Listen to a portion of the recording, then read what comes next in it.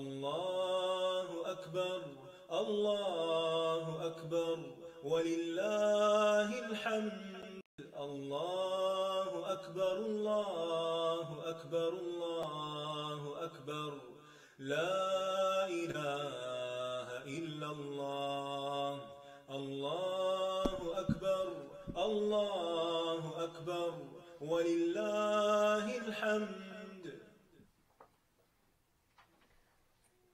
أعوذ بالله من الشيطان الرجيم. بسم الله الرحمن الرحيم. الحمد لله رب العالمين الرحمن الرحيم مالك يوم الدين. إياك نعبد وإياك نستعين. اهدنا الصراط المستقيم صراط الذين أنعمت عليهم غير المغضوب عليهم ولا الضالين.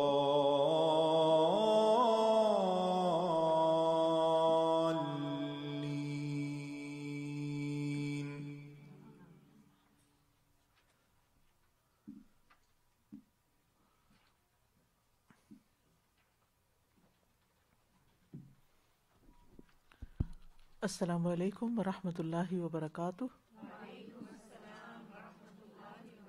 کیا حال ہے سب کا؟ الحمدللہ الحمدللہ. آج ہم نیا جز شروع کریں گے، جز 20، اور اس میں ہم سورۃ القصص سے شروع کریں گے. قاعدہ یہ ہے کہ جو سورت جس بارے میں زیادہ ہوتی ہے اس کو اس کا حصہ بنا دیا جاتا ہے. تو اس سے پہلے سورۃ النمل ہے، لیکن وہ ہم انشاءاللہ 19ویں پارے کے ساتھ پڑھیں گے، کیونکہ اس کا زیادہ حصہ 19ویں پارے میں ہے. اور یہاں پر انشاءاللہ ہم سورۃ القصص کا آغاز کرتے ہیں. نحمدہ ونصلی علی رسولہ الکریم، اما بعد، فاعوذ باللہ من الشیطان الرجیم. بسم اللہ الرحمن الرحیم. رب اشرح لی صدری ویسر لی امری واحلل عقدۃ من لسانی یفقہوا قولی. پہلے لفظی ترجمہ. طا سین میم، طا سین میم، تلک یہ، آیات آیات ہیں، الکتاب المبین واضح کتاب کی، نتلو ہم پڑھتے ہیں، علیکا آپ پر، من نبأ کچھ خبر، موسیٰ موسیٰ کی، و فرعون اور فرعون کی، بالحق ساتھ حق کے، لقوم ان لوگوں کے لیے، یؤمنون جو ایمان لاتے ہیں. ان بے شک، فرعون فرعون نے، علا سرکشی کی، فی الارض زمین میں، وجعل اور اس نے کر دیا، اہلہا اس کے رہنے والوں کو، شیعاً کئی گروہ، یستضعف اس نے کمزور کر رکھا تھا، طائفتاً ایک گروہ کو، منہم ان میں سے، یذبح وہ ذبح کرتا تھا، ابناءہم ان کے بیٹوں کو، ویستحیی اور وہ زندہ چھوڑ دیتا تھا، نساءہم ان کی عورتوں کو، انہو بے شک وہ، کانا تھا وہ، من المفسدین فساد کرنے والوں میں سے. وَنُرِيدُ اور ہم چاہتے تھے، ان کہ نمنا ہم احسان کریں، علی الذین ان پر جو، استضعفوا کمزور بنا دیے گئے تھے، فی الارض زمین میں، ونجعلہم اور ہم بنائیں انہیں، ائمۃً امام پیشوا، ونجعلہم اور ہم بنائیں انہیں، الوارثین وارث، ونمکنا اور ہم اقتدار بخشیں، لہم انہیں، فی الارض زمین میں، ونریا اور ہم دکھا دیں، فرعون فرعون کو، وہامان اور حامان کو، وجنودہما اور ان دونوں کے لشکروں کو، منہم ان سے، ما وہ چیز جس سے، کانو تھے وہ، یحذرون وہ ڈرتے، وَأَوْحَيْنَا اور وحی کی ہم نے، الا طرف، موسیٰ موسیٰ کی ماں کے، ان کہ، ارضعیہ دودھ پلاؤ اسے، فَإِذَا پھر جب، خفتی خوف ہو تمہیں، علیہ اس پر، فَأَلْقِیہ تو پھر ڈال دو اسے، فی الیم دریا میں، ولا اور نہ، تخافی تم ڈرو، ولا اور نہ، تحزنی تم غم کرو، انا بے شک ہم، رادوہ لوٹا دینے والے ہیں اسے، الیکی طرف تیرے، وجاعلوہ اور بنانے والے ہیں اسے، من المرسلین رسولوں میں سے، فالتقطہ پس اٹھا لیا اسے، آل فرعون آل فرعون نے، لیکون تاکہ وہ ہو، لہم ان کے لیے، عدواً دشمن، وحزناً اور غم کا موجب، ان بے شک، فرعون فرعون، وحامان اور حامان، وجنودہما اور ان دونوں کے لشکر، کانو تھے وہ، خاطئین خطا کار، وقالت اور کہنے لگی، امرأۃ بیوی، فرعون فرعون کی، قرۃ ٹھنڈک، عین آنکھوں کی، لی میرے لیے، ولک اور تیرے لیے، لا تقتلوہ نہ تم قتل کرو اسے، عسیٰ امید ہے، ان کہ، ینفعنا وہ نفع دے گا ہمیں، او یا، نتخذہ ہم بنا لیں گے اسے، ولدن بیٹا، وہم اور وہ، لا یشعرون نہیں وہ شعور رکھتے تھے، وَأَصْبَحَ اور ہو گیا، فؤاد دل،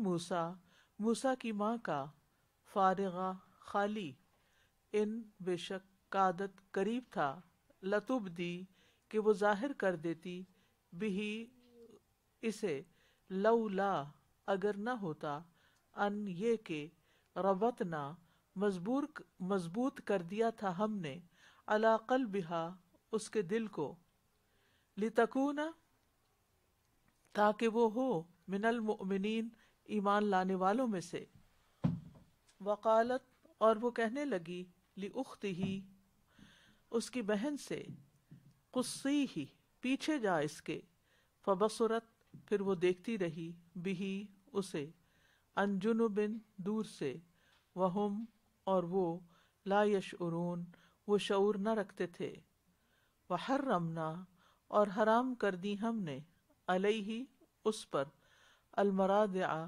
دودھ پلانے والیاں، من قبل اس سے پہلے، فقالت تو وہ کہنے لگی، ہل کیا، ادلکم میں بتاؤں تمہیں، علی اہل بیت ایسے گھر والے، یعنی ایسے گھر والوں کے بارے میں، یکفلونہ جو کفالت کریں گے اس کی، لکم تمہارے لیے، وہم اور وہ، لہو اس کے لیے، ناصحون خیر خواہ ہوں، فرددناہ تو لوٹا دیا ہم نے اسے، الی امہ طرف اس کی ماں کے، کئی تاکہ، تقرّ ٹھنڈی ہوں، عینہا آنکھیں اس کی، ولا اور نہ، تحزن وہ غمگین ہو، ولتعلم اور تاکہ وہ جان لے، انا بے شک، یا یہ کہ دونوں معنی ہوتے ہیں لیکن یہ کہ، وعدہ اللہ اللہ کا، حق سچا ہے،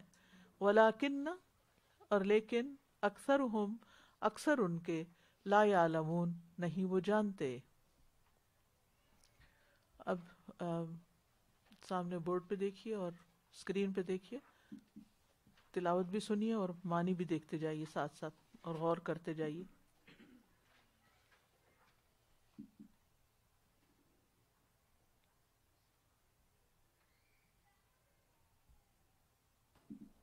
بسم اللہ الرحمن الرحیم، طاسیم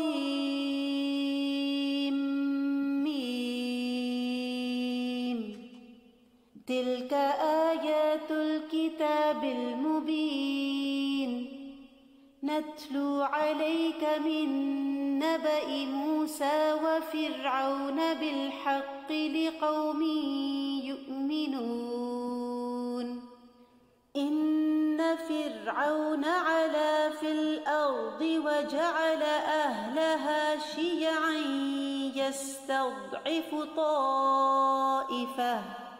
يستضعف طائفة منهم يذبح أبناءهم ويستحيي نساءهم إنه كان من المفسدين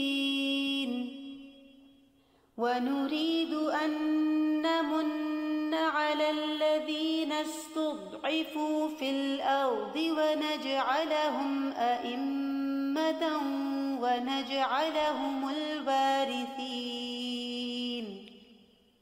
ونمكن لهم في الأرض ونري فرعون وهامان وجنودهما منهم ما كانوا يحذرون وأوحينا إلى أم موسى أن أرضعيه فإذا خفت عليه فألقيه في اليم ولا تخافي ولا تحزني إنا رادوه إليك وجاعلوه من المرسلين فالتقطه آل فرعون ليكون لهم عدوا وحزنا إن فرعون وهامان وجنودهما كانوا خاطئين وقالت امرأة فرعون قرة عين لي ولك لا تقتلوه عسى أن ينفعنا أو نتخذه ولدا وهم لا يشعرون وأصبح فؤاد أم موسى فارغا إن كادت لتبدي به لولا أن ربطنا على قلبها لتكون من المؤمنين وقالت لأخته قصيه فبصرت به عن جنب وهم لا يشعرون وحرمنا عليه المراضع من قبل فقالت هل أدلكم على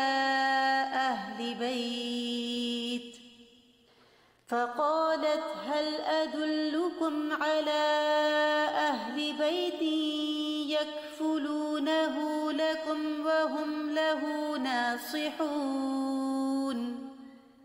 فرددناه إلى أمه كي تقر عينها ولا تحزن ولتعلم أن وعد الله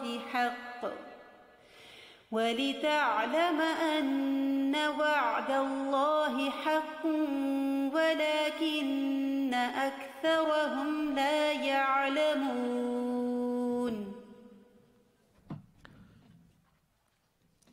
سورۃ القصص مکی صورت ہے، سوائے آیت نمبر 52 سے 85 کے یہ آیات مدنی ہیں، مثانی صورتوں میں سے ہے، آیات کی تعداد 88 ہے 88، کلمات 1441 ہے 1441، حروف کی تعداد 5800 ہے۔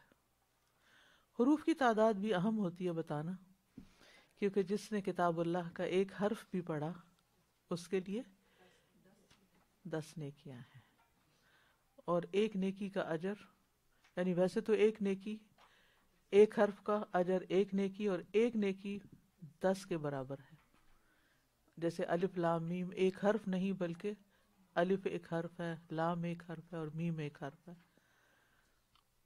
تو آپ انشاءاللہ 5800 حروف پڑھیں گے انشاءاللہ، اور ان کو کئی دفعہ ریپیٹ کریں گے. ترتیب کے اعتبار سے 28 نمبر سورت ہے، اور نزول کے اعتبار سے النمل کے بعد نازل ہوئی ہے. حروف مقطعات سے شروع ہوتی ہے، طا سین میم. نام اس کا القصص ہے. اس صورت میں ایک آیت کے اندر یہ لفظ آیا ہے، لیکن بنیادی طور پر اس میں جو قصہ ہے وہ موسیٰ علیہ السلام کا ہے، جو انتہائی تفصیل اور وضاحت کے ساتھ بیان کیا گیا ہے، ان کی ولادت سے لے کے ان کی رسالت تک. اور اس میں بہت عجیب و غریب واقعات آئے ہیں، جس سے روز روشن کی طرح یہ بات واضح ہو جاتی ہے کہ اللہ سبحانہ وتعالیٰ اپنے اولیاء کا کس قدر خیال رکھتا ہے، اپنے دوستوں کو چھوڑتا نہیں، اور کس طرح ان کو اور دشمنوں کو، جو اولیاء اللہ کے دشمن ہوتے ہیں، ان کو کیسے بے یار و مددگار چھوڑ دیتا ہے. اہم ترین سبق جو سیکھنے کا ہے اس صورت میں وہ ہے اللہ پر بھروسہ، الثقۃ باللہ. کسی بھی حال میں انسان مایوس نہ ہو، سب کچھ اللہ کے اختیار میں ہے. سورۃ قصص بھی مکی صورتوں میں سے ہے، لہٰذا اس کے اندر بھی عقیدہ توحید، رسالت اور قیامت کے دن دوبارہ اٹھائے جانے کے عقیدے کو اہمیت دی گئی ہے. اس میں اللہ تعالیٰ کی قدرت کے مظاہر کا بیان بھی ہے، ظالموں اور مغرور لوگوں کو ہلاک کرنے کا بیان بھی ہے کہ کس طرح اللہ تعالیٰ اپنی قدرت سے ظالموں کو ختم کر دیتا ہے. پھر اسی طرح مومنوں کو کیسے ثابت قدمی ملتی ہے، ان کے لیے خوشخبریاں ہیں، ان کا اچھا انجام ہے. اور پھر تیسری بات یہ کہ ہر معاملے میں انسان اللہ سبحانہ وتعالیٰ کی طرف ہی رجوع کرے، ہر حال میں. اور یہ عملی واقعات سے، سچے واقعات سے یہ بات ثابت کی گئی ہے کہ جو اللہ کی طرف رجوع کرتا ہے پھر اللہ تعالیٰ اس کو تنہا نہیں چھوڑتا، لیکن جو بندوں کی طرف رجوع کرتا ہے اور بندوں کے سامنے اپنی حاجات رکھتا ہے تو بندے اس کو مایوس کرتے ہیں. تو انشاءاللہ. اور پھر اس میں ایک اور بڑی اہم بات ہے، خیر بہت ساری چیزیں ہیں لیکن میں وقت سے پہلے ان کو ڈسکس نہیں کرنا چاہتی، تاکہ اللہ سبحانہ وتعالیٰ نے جس ترتیب کے ساتھ اس کی سٹوری کو رکھا ہے، اس قصے کو رکھا ہے، اس کے ساتھ ساتھ ہی ہم چلیں. لیکن اس میں خواتین کا بھی ایک بڑا اہم رول پتہ چلتا ہے کہ موسیٰ علیہ السلام کی زندگی میں 4 عورتوں کا بڑا ہاتھ ہے، ان کی والدہ کا، ان کی بہن کا، اور پھر ان کی بیوی کا، اور فرعون، جی ہاں، فرعون کی بیوی کا. بالکل. تو عورت کبھی بھی اپنے آپ کو یہ نہ سمجھے کہ دین کے کام میں میرا کوئی رول نہیں ہے، یا میں کیا ہوں، میری کوئی حیثیت نہیں ہے. ہماری جو بھی حیثیت اللہ نے رکھی ہے اس پر شکر ادا کریں، اور جو کام بھی ہم کر سکتے ہیں اس کو خوش دلی سے انجام دیں. جس بھی رول میں، ہم صرف کوئی پرٹیکولر رول اپنے ذہن میں نہ رکھیں کہ دین کے کام کا یہی ایک طریقہ ہے. بعض اوقات انسان فرنٹ لائن پہ ہوتا ہے، اور بعض اوقات جو فرنٹ لائن پہ ہوتے ہیں ان کو سپورٹ کر کے ہوتا ہے، ان کی مدد کر کے ہوتا ہے. تو آیت نمبر 1،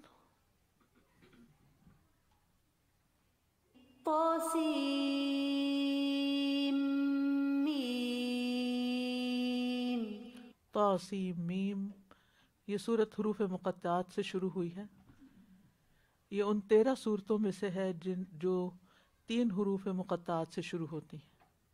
کچھ صورتیں 1 حرف سے شروع ہوتی ہیں، کچھ 2 سے، اور کچھ 3 سے، کچھ 4 سے اور 5 سے.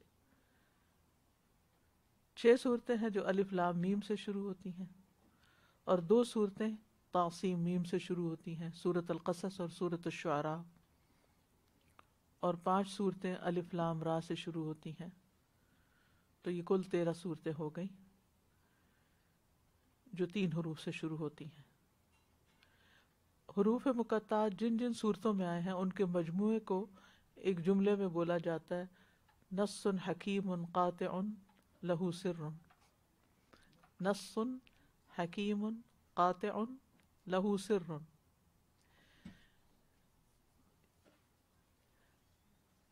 انہی صورتوں کے ابتدائی حروف کے اعتبار سے. یہ حروف بظاہر حروف ہیں جو عربی زبان میں سب سے چھوٹی اکائی ہے. حرف سے پھر کلمہ بنتا ہے، حروف سے، اور پھر کلمے سے جملے بنتے ہیں اور کلام بنتا ہے. تو یہ حروف جو تھے یہ مشرکین کو عاجز کر دینے والے تھے. وہ کہتے تھے کہ جب ان پر ہماری آیات پڑھی جاتی ہیں تو کہتے ہیں کہ ہم نے سن لیا، اگر ہم چاہیں تو ہم بھی اسی کی مانند کہہ سکتے ہیں، یہ تو بس پہلے لوگوں کی کہانیاں ہیں. لیکن اور پھر کبھی کہتے تھے کہ اس کو ایک انسان یہ سکھاتا ہے، اور کبھی کہتے تھے یہ ایک جادو ہے جو نقل کیا جا رہا ہے. تو اللہ سبحانہ تعالیٰ نے ان کو چیلنج کیا کہ ان کنتم فی ریب مما نزلنا علی عبدنا فاتوا بسورۃ من مثلہ، لیکن وہ نہ کر سکے. یعنی اگر تم سمجھتے ہو کہ یہ قرآن انسان کا کلام ہے اور محمد صلی اللہ علیہ وسلم نے اس کو تالیف کیا ہے، تو پھر یہ حروف تمہارے سامنے ہیں، ویسا ہی کلام بنا لاؤ جیسے محمد صلی اللہ علیہ وسلم پیش کر رہے ہیں، اگر تم اپنے گمان میں سچے ہو. اور پھر ساتھ دھمکی بھی دی فَإِن لَّمْ تَفْعَلُوا، اب اگر نہیں کرتے، تم کہتے ہو ہم بھی لَوْ نَشَاءُ لَقُلْنَا مِثْلَ هَذَا، تو اگر تم نہیں کر سکتے فَإِن لَّمْ تَفْعَلُوا وَلَن تَفْعَلُوا، ہرگز کبھی کر بھی نہیں سکو گے، فَاتَّقُوا النَّارَ الَّتِي وَقُودُهَا النَّاسُ وَالْحِجَارَةُ أُعِدَّتْ لِلْكَافِرِينَ، تو بچو اس آگ سے جس کا ایندھن انسان اور پتھر ہیں، جو کافروں کے لیے تیار کی گئی ہے. تو بہرحال اللہ کا کلام انہی حروف سے مل کے بنا ہے. مختصر سے حروف ہیں، بہت زیادہ بھی نہیں ہے تعداد میں، لیکن اتنا پاورفل کلام ہے کہ کوئی اس کا مقابلہ نہیں کر سکتا. نہ کوئی جن نہ کوئی انس ایسی کوئی چیز بنا کے نہیں لا سکتا. اس لیے اس کلام کی قدر کرنی چاہیے کہ یہ اللہ سبحانہ تعالیٰ کی طرف سے آیا ہے، ہمارے لیے آیا ہے، اور اس کے ایک ایک حرف اور ایک ایک لفظ اور ایک ایک جملے کو ہمیں توجہ کے ساتھ اور پوری محبت اور پورے احترام کے ساتھ لینا چاہیے اور اس پر عمل کرنا چاہیے، کیونکہ یہ اللہ کی طرف سے، یہ اللہ کا کلام ہے. جی جی، ہر حرف کو نافذ کرنا ہے، بالکل. آیت نمبر 2. تلك آیات الکتاب المبین، یہ آیات ہیں واضح کتاب کی. تلک اسم اشارہ بعید ہے، جیسے ذالک الکتاب میں ذالک اسم اشارہ بعید ہے. تو وہاں چونکہ کتاب آیا تو ذالک آیا، یہاں آیات آئی ہیں تو تلک آیا ہے. تو قرآن مجید میں کئی دفعہ بعید اشارے کے ساتھ اشارہ کیا جاتا ہے، اور کبھی قریب کے اشارے سے بھی بات کی جاتی ہے، جیسے وَهَذَا كِتَابٌ أَنزَلْنَاهُ إِلَيْكَ مُبَارَكٌ، وَهَذَا كِتَابٌ أَنزَلْنَاهُ مُبَارَكٌ. اسی طرح إِنَّ هَذَا الْقُرْآنَ يَهْدِي لِلَّتِي هِيَ أَقْوَمُ. تو دونوں چیزیں یعنی دونوں اسلوب پائے جاتے ہیں، اشارہ بعید بھی پایا جاتا ہے اور اشارہ قریب بھی پایا جاتا ہے. اہل بلاغت کہتے ہیں کہ قریب کا اشارہ اس لیے ہے کہ یہ دلوں اور فہموں کے قریب ہے، یعنی قرآن فہم کے قریب ہے، سمجھنا آسان ہے. وَلَقَدْ يَسَّرْنَا الْقُرْآنَ لِلذِّكْرِ فَهَلْ مِن مُدَّكِرٍ. اور اشارہ بعید اللہ کے نزدیک اس کتاب کے اونچے مقام، قدر و منزلت اور عظمت کی دلیل ہے. یعنی کبھی ایک اسلوب کبھی دوسرا، کیوں، وائے، کبھی اس کی عظمت کا بیان ہے اور کبھی اس کے دلوں کے قریب ہونے کا بیان ہے. تو تل کا آیات، اب یہاں کیا ہے، کیا مراد ہے؟ یہ وہ عظیم الشان آیات ہیں، تعظیم اور توقیر کی مستحق ہیں. اور آیات، آیت ان کی جمع ہے، جیسے اللہ تعالیٰ فرماتی ان آیت ملکی ہی، یعنی علامت ملکی ہی.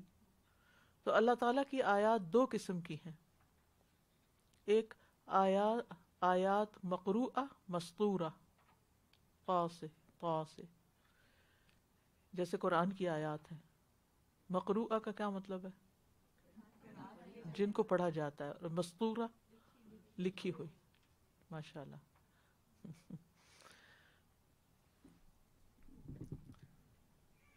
اللہ تعالیٰ ایک اور جگہ پر سورۃ النور میں فرماتے ہیں وَلَقَدْ أَنزَلْنَا إِلَيْكُمْ آيَاتٍ مُبَيِّنَاتٍ، ہم نے آپ کی طرف واضح آیات نازل کی. اور دوسری قسم کی آیات ہیں آیات اللہ الکونیہ المنظورہ، ضا سے منظور نظر، یعنی جس کو اللہ تعالیٰ نے کائنات میں پھیلایا ہوا ہے. جیسے اللہ تعالیٰ فرماتے ان فی خلق السماوات والارض واختلاف اللیل والنہار لآیات. تو آیات کا لفظ قرآن مجید میں دونوں معنوں میں استعمال ہو رہا ہے. آپ بھی سوچ رہے ہوں گے کہ یہ لفظ ہمیں پہلے ہی پتہ ہے، تو ابھی اتنی تفصیل میں جانے کی کیا ضرورت ہے. ہمیں پتہ ہے، لیکن ایک تو ہم بھول جاتے ہیں، دوسرا یہ کہ بعض اوقات اچانک کوئی ہمیں کچھ چیلنج کر دیتا ہے. دیکھ قرآن میں تو یہ لکھا آیات، اور وہ ہوتا کانٹیکس کوئی ہے اور کوئی اور اس کا بیان کرنے لگتے ہیں. تو اگر یہ باتیں ہمارے ذہن کے اندر واضح طور پر ہوں، کیٹیگوریکلی الگ الگ ترتیب کے ساتھ، تو پھر بات کو سمجھنا اور قرآن پہ غور کرنا، تدبر کرنا مزید آسان ہوتا ہے، اور ایسے لوگوں کو جواب دینا بھی آسان ہوتا ہے جو آؤٹ آف کانٹیکس باتیں یا معنی بیان کرتے ہیں. اور الکتاب سے مراد قرآن مجید ہے جو لوح محفوظ میں ہے. اور کتاب جو ہے یہ کتبہ کا مصدر ہے. اس کا لغوی معنی ہے الضم والجمع، یعنی جمع کرنا اور ملانا.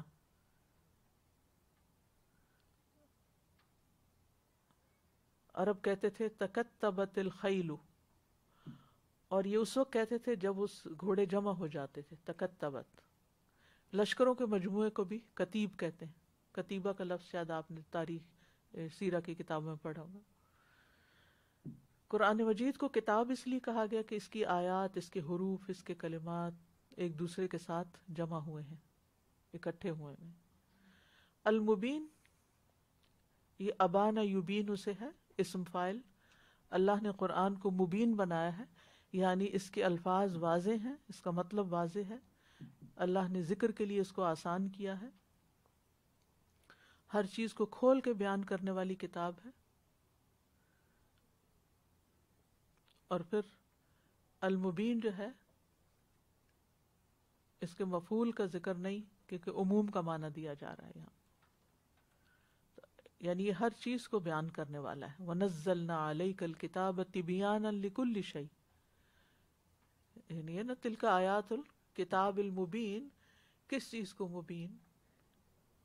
یعنی مبین بیان کرنے والی، واضح کرنے والی کس چیز کو، وہ نہیں بتائی گئی، بلکہ عمومی معنی ہے کہ ہر چیز کو بیان کرنے والی ہے. یعنی یہ اس چیز کی دلالت ہے کہ قرآن کے اندر ہر چیز کے بارے میں رہنمائی موجود ہے، اور ہر اس معاملے کو کھول کے بیان کرنے والی ہے جس کی انسان کو ضرورت ہے، جس کے بندے حاجت مند ہیں.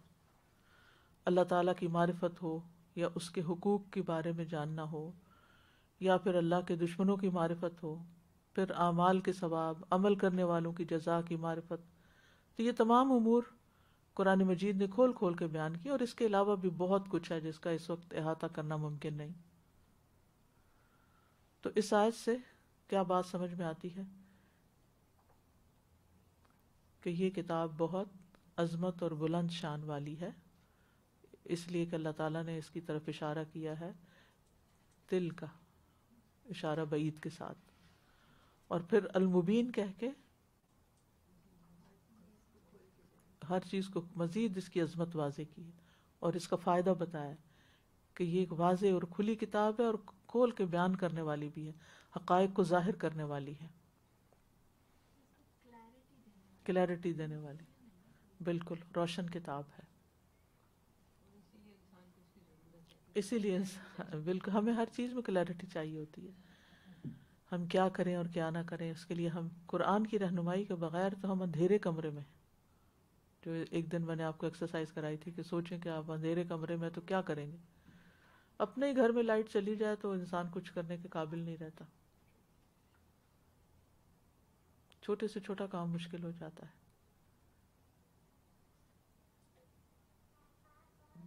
لیکن کچھ لوگ اندھیروں میں رہنا پسند کرتے ہیں، کمفرٹ زون میں. اندھیرا تو اسی وقت اچھا لگتا ہے جب انسان سونا چاہتا ہے. تو کچھ لوگ جاگتے ہوئے بھی سوتے رہنا چاہتے ہیں، نہ وہ کچھ سوچنا چاہتے ہیں اور نہ ہی وہ کچھ کرنا چاہتے ہیں، تو اپنے آپ کو دھوکہ دے رہے ہیں. نیکسٹ آیت 3.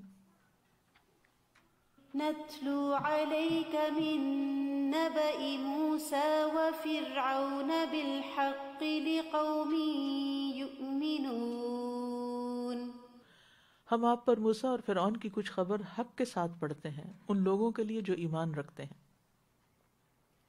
اللہ سبحانہ وتعالیٰ اپنے نبی صلی اللہ علیہ وسلم سے فرما رہے ہیں کہ آئندہ آیات میں ہم آپ کو موسیٰ اور فرعون کا سچا واقعہ سناتے ہیں جو حق پر مبنی ہے، بالکل صحیح ہے. یعنی تاریخ کی کسی کتاب میں آپ کو اتنی سچائی نہیں ملے گی جو قرآن مجید کے اندر ماضی کے اخبار اور حالات اور واقعات اور قصص کے بارے میں مل سکتی ہے. اور یہ کس کو فائدہ دے گا؟ یہ سچ لقوم یؤمنون، ایمان لانے والے لوگوں کو، جو ایمان رکھتے ہوں ان کے لیے فائدہ مند ہے. ان کے لیے اس میں بہت سے سبق ہیں. نتلو، ہم پڑھتے ہیں، نون رائلٹی کا ہے، عظمت کا ہے، اور یہ ضمیر اللہ تعالیٰ کے لیے ہے. ہم پڑھ کر سناتے ہیں، یعنی جبریل علیہ السلام کے ذریعے، علیہ کا آپ پر، یعنی اے محمد صلی اللہ علیہ وسلم. من نبئی، من تبعیض کے لیے ہے، بعض کے معنوں میں ہے، یعنی بعض حصہ، کچھ حصہ.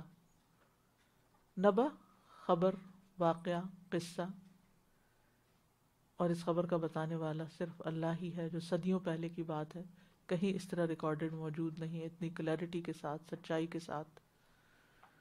اور نبا اس خبر کو کہتے ہیں جو اہم ہو، امپورٹنٹ ہو اور شان والی ہو، عظیم خبر.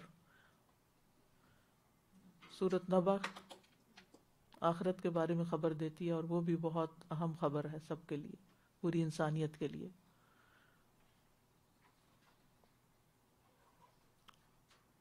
کہاں سے شروع ہوتی ہے سورت؟ اما یتساءلون عن النبأ العظیم.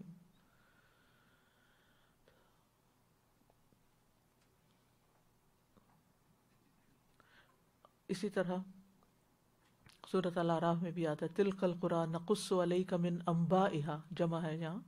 یہ بستیاں ہیں جن کی کچھ خبریں ہم آپ پر بیان کر رہے ہیں. انباء، نیوز، بالحق، حق کے ساتھ. مجھے حیرت ہوتی ہے انسانوں پر جو دنیا بھر کی نیوز پڑھتے ہیں، لیکن جو نیوز قرآن نے دی ہے ان سے کوئی دلچسپی نہیں، ان کو نہیں پڑھتے. یعنی کچھ لوگ تو شاید اتنی روٹین میں ریگولرلی قرآن نہ پڑھتے ہوں جتنا وہ ریگولرلی یا ٹی وی پہ خبریں سنتے ہیں یا پھر وہ نیٹ پہ پڑھتے رہتے ہیں. اور بعض اوقات ہم رہتے یہاں ہیں اور وہ خبریں پاکستان کی پڑھ رہے ہوتے ہیں، اور پھر صرف پڑھتے نہیں، اس کے بعد کیا کرتے ہیں؟ تبصرے کرتے ہیں، گھر والوں سے وہی چیزیں شیئر کرتے ہیں، اور پھر وہیں بیٹھے بیٹھے پریڈکشن شروع کر دیتے ہیں. یعنی اب آئندہ یہ ہونے والا ہے، اب دیکھنا تو یہ ہوگا، اب دنیا کے حالات میں یہ ہو جائے. اس قدر خوف و ہراس پھیلاتے ہیں کہ انسان کا جینا دوبر ہو جائے. حالانکہ ہمارے پاس کوئی حق نہیں ہے کہ ہم فیوچر کے بارے میں کوئی بھی پیشن گوئی کریں. ہر شخص اینالسٹ بنا ہوا ہے، ہر شخص ایک ماہر ہے دنیا بھر کے حالات کا، جو بھی خبروں سے دلچسپی اس درجے کی رکھتا ہے. تو پہلے تو انہیں قرآن پڑھ لینا چاہیے، اور قرآن کی یہ جو نیوز ہیں اور یہ جو سچی خبریں ہیں ان کے بارے میں اچھی طرح علم حاصل کر لینا چاہیے اور ان سے سبق لینا چاہیے. اور اگر اہم ترین خبر یعنی قیامت کے آنے اور قیامت کے حالات کی خبر ہمیں نہیں معلوم اور پوری دنیا کے خبروں کے ہم ماہر بنے ہوئے تو ہم انتہائی خسارے میں ہیں. تو اس لیے بہت ضروری ہے کہ ہم اپنی پرائرٹیز کو دیکھیں، ہم اپنی مصروفیات کو دیکھیں، ہم اپنی دلچسپیوں کو دیکھیں. ہم اور دنیا کا آپ دیکھیے کہ آپ جس میڈیا سے تو خبریں لیتے ہیں، جس میڈیم سے، وہ انتہائی بائسڈ ہے. وہ صرف ون سائیڈڈ سٹوریز بتاتا ہے، اور پھر بھی ہم ان پہ یقین کر لیتے ہیں، پھر ہم ان کے شکنجے میں آ جاتے ہیں، پھر ہماری ہمدردیاں ان لوگوں سے ہو جاتی ہیں جن کو زیادہ مظلوم بنا کے دکھایا جاتا ہے، اور ظالم جو وہ پیچھے چلے، یعنی ظالموں کا ظلم سامنے نہیں آتا. بے شمار خرابیاں، لامتناہی خرابیاں، لیکن ہم گھنٹوں اپنا وقت ضائع کرتے ہیں پڑھنے میں، اور پھر ڈسکس کرنے میں، اور پھر فیملی گروپس میں بعض اوقات اس پہ بحث کرنے میں، اور ایک دوسرے سے جب اختلاف رائے ہو جاتا ہے ان خبروں پر تو پھر اس کے بعد اور لڑائی جھگڑے شروع ہو جاتے ہیں. اور پھر مسجدوں میں بیٹھ کے اور علمی حلقوں میں بیٹھ کے، دعوتوں میں بیٹھ کے بس یہی باتیں ہمارے پاس کرنے کی، کیونکہ ذالک مبلغہم من العلم. حالانکہ ہمیں کیا سکھایا گیا؟ ولا تجعل الدنیا اکبر ہمنا ولا مبلغ علمنا. ٹھیک ہے، سرسری پتہ ہونا چاہیے، انسان بالکل اندھیرے میں نہ ہو کہ کیا ہو رہا ہے، لیکن بس ایک جھلک کافی ہے، دیکھ لیا کافی، اس سے آگے کی ضرورت نہیں ہے، کیونکہ ہمارا اس سے براہ راست کوئی تعلق نہیں. اگر ہمیں پتہ بھی چل جائے بہت سی باتوں کا تو ہم کریں گے کیا؟ جو بھی لوگ بہت اس طرح کی باتیں کرتے ہیں، میں سے پوچھتی پھر آپ نے کیا کرنا ہے اس بارے میں؟ What next? اتنا کچھ آپ نے پڑھ لیا اور اتنا کچھ آپ نے اپنا علم ظاہر یعنی شیئر کر دیا ہم سے، اب آگے کیا کرنا ہے؟ ان مسائل کا حل کیا ہے؟ صرف باتیں؟ تو باتوں سے تو مسئلے حل نہیں ہوتے. تو اپنے وقت کو، اور خاص طور پر جو لوگ اپنے عمر کے 50 سال کراس کر جاتے ہیں اور آخرت کے قریب لگ جاتے ہیں، ان کو دنیا کی خبروں سے زیادہ آخرت کی خبریں پڑھتے رہنا چاہیے تاکہ تیاری زیادہ اچھی ہو جائے. اور یہاں پر فرمایا بالحق، حق کے ساتھ، یعنی سچائی کے ساتھ، یعنی اس میں کوئی جھوٹ نہیں، کوئی شک نہیں، کوئی خیالی وہمی باتیں نہیں، کوئی اساطیر نہیں، کوئی اباطیل نہیں. جیسے اللہ تعالیٰ سورۃ الاسراء میں فرماتے ہیں وَبِالْحَقِّ أَنزَلْنَاهُ وَبِالْحَقِّ نَزَلَ وَمَا أَرْسَلْنَاكَ إِلَّا مُبَشِّرًا وَنَذِيرًا. اور حق کے ساتھ ہی ہم نے اس قرآن کو نازل کیا، اور حق لے کر ہی یہ اترا ہے، اور ہم نے آپ کو خوشخبری دینے والا اور خبردار کرنے والا بنا کر بھیجا ہے. پھر سورۃ آل عمران میں آتا ہے إِنَّ هَذَا لَهُوَ الْقَصَصُ الْحَقُّ وَمَا مِنْ إِلَٰهٍ إِلَّا اللَّهُ.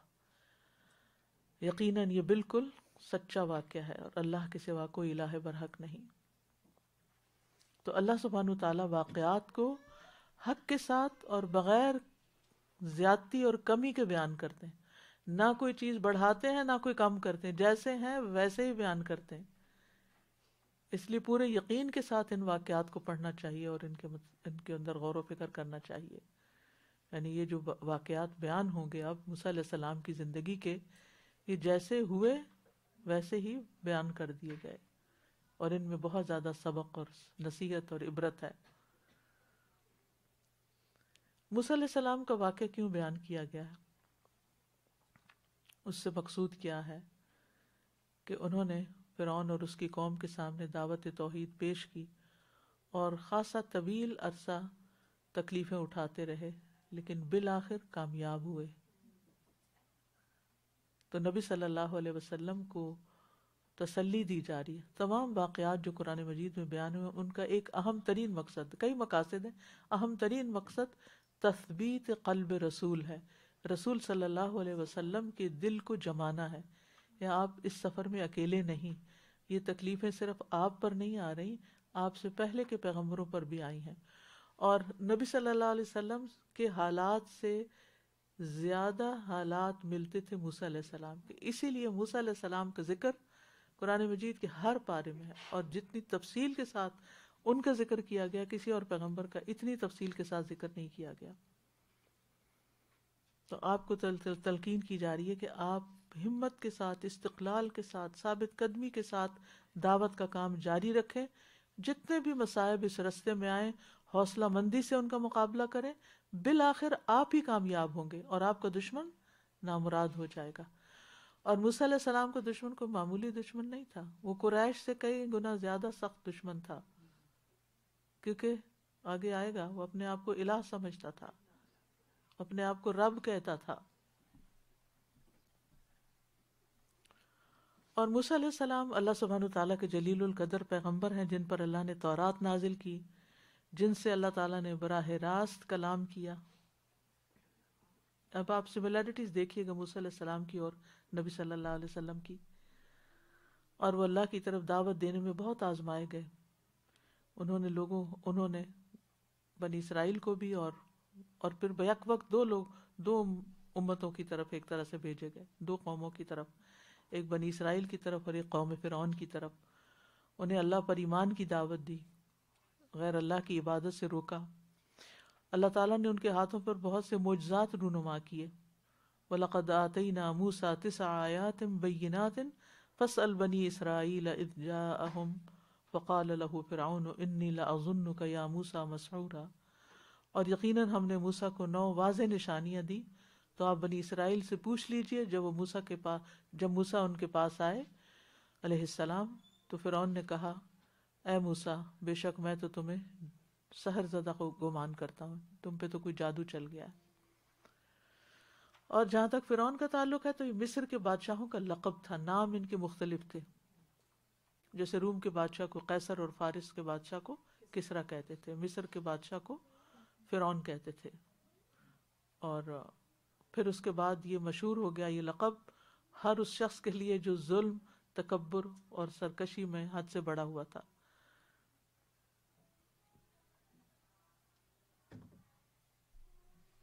اسے کہتے ہیں تفرعنا. تفرعنا کا مطلب ہے اس نے ظلم، سرکشی، تکبر کیا.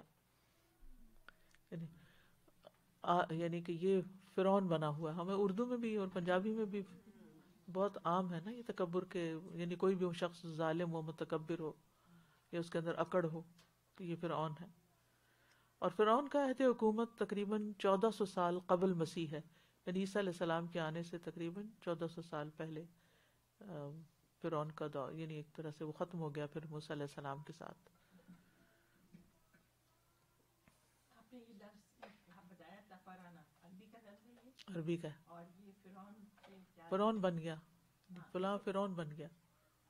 کیا فرعون بھی عربی کا لفظ ہے؟ لیکن عربی میں استعمال ہوا ہے نا پھر اس کو. عربی میں بہت سے لفظ اڈاپٹ کیے گئے، دوسری زبانوں سے لیے گئے ہیں.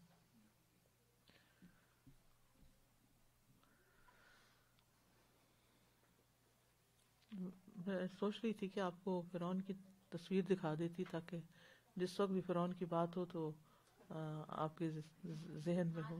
اب انشاءاللہ دیکھیں نیکسٹ ٹائم، ابھی تو بہت سگر چلے گا. لقوم یؤمنون، یہ اصل میں تکبر کی بات ہوئی نا، تو وہ کچھ لوگوں کی تو شکل سے اور آنکھوں سے اور انداز سے اور ان کے لباس سے اور ان کے جو رکھ رکھاؤ، ہر چیز سے تکبر ٹپک رہا ہوتا ہے. وہ فرعون بنے ہوئے ہوتے ہیں. اور فرعون صرف مرد نہیں ہوتے، عورتیں بھی بنی ہوئی ہوتی ہیں جو اپنی بہوؤں پہ اور اپنے جو بھی ان کے انڈر ہوتے ہیں لوگ، ان کے اوپر ظلم ڈھا رہی ہوتی ہیں، ان کو سانس نہیں لینے دیتی. بہرحال لقوم یؤمنون، اس قوم کے لیے یعنی ان لوگوں کے لیے، یؤمنون جو ایمان رکھتے ہیں. اب ایمان والوں کو خاص کیوں کیا گیا؟ کیونکہ قرآن سے ایمان والے ہی فائدہ اٹھاتے ہیں.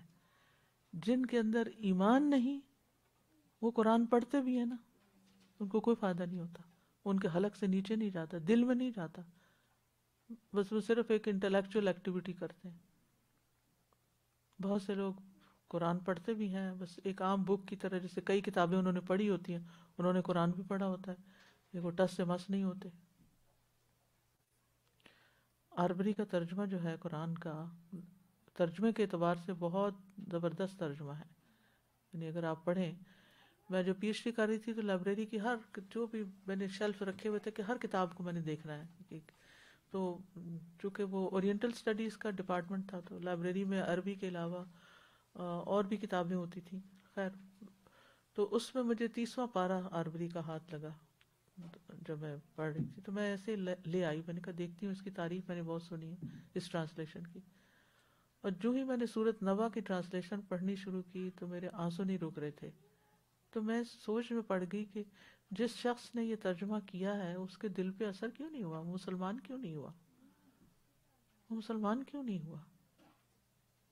اتنا کچھ، یعنی ترجمہ کرنا کوئی آسان کام نہیں ہوتا، اس کے لیے بہت کچھ مزید دیکھنا پڑتا ہے کہ لفظ کیا کہہ رہا ہے اور کس کانٹیکس میں ہے اور یہاں اس کا کیا مطلب ہے. یعنی آنکھیں بند کر کے آپ ترجمہ نہیں کر سکتے، لیکن اتنی محنت کرنے کے باوجود عاملۃ ناصبہ، اتنا تھکنے کے بعد بھی ایمان نہیں تھا، یقین نہیں تھا، لہٰذا یہ سارا علم اس کو کوئی فائدہ نہیں دیا.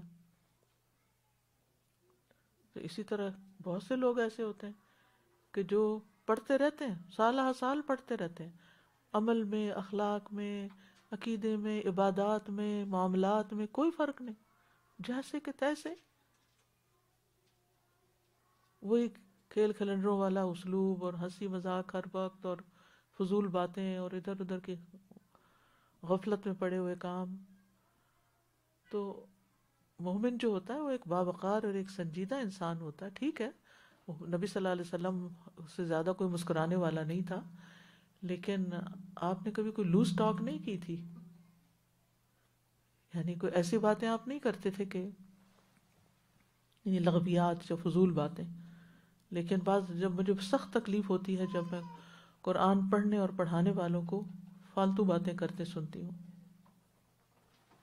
ہم سب کو اپنے اوپر نظر رکھنی ہے نا کہ ہم ایسا نہ کریں. جو چیز ہم کسی میں دیکھتے ہیں کہ وہ ٹھیک نہیں ہے وہ ہم اپنے اندر سے نکالیں. آن لائن آواز نہیں جا رہی صحیح، اس لیے آپ کو اونچا کرنا پڑ رہا ہے، یہ کیا قصہ ہے؟ او ہو آپ ٹھیک ہے سیٹنگ کو دیکھیے کیا ہو رہا ہے. تو لقوم یؤمنون، ایمان والوں کو خاص کرنے کی وجہ یہ ہے کہ وہی اس سے فائدہ اٹھائیں گے. ان قصوں کی تلاوت سے ہر کوئی فائدہ نہیں اٹھا سکتا. آپ ہر کوئی اپنا کام رکھے، ادھر کیوں دیکھتے ہیں؟ آپ کا کیا کام ہے ادھر دیکھنے کا؟ آپ نے اٹھ کے یا تو ٹھیک کر دیں جا کے. قرآن پڑھا جا رہا ہے، کوئی کھیل تماشا نہیں ہو رہا، اس لیے توجہ قرآن پہ رکھیں، نگاہیں ادھر ادھر نہ کیا کریں. تو لقوم یؤمنون، بات ایمان کی ہو رہی ہے. ہم سب اپنے ایمان کا جائزہ لیں، کیونکہ جتنا ایمان ہوگا اتنا ہی زیادہ قرآن دل پہ اثر کرے گا. یعنی ان قصوں کی تلاوت سے، ان کی تفسیر سے ہر کوئی فائدہ نہیں اٹھا سکتا. صرف وہی فائدہ اٹھائے گا جو اس قرآن پر ایمان رکھنے والا اور اس کی ہدایت کو اختیار کرنے والا ہوگا. اور ان واقعات کو سن کر ایمان والوں کے ایمان میں پختگی پیدا ہوگی، اور ایمان بڑھے گا اور یقین بڑھے گا. اور جو لوگ ایمان نہیں رکھتے ان کو ان کے سننے میں کوئی فائدہ نہ ہوگا.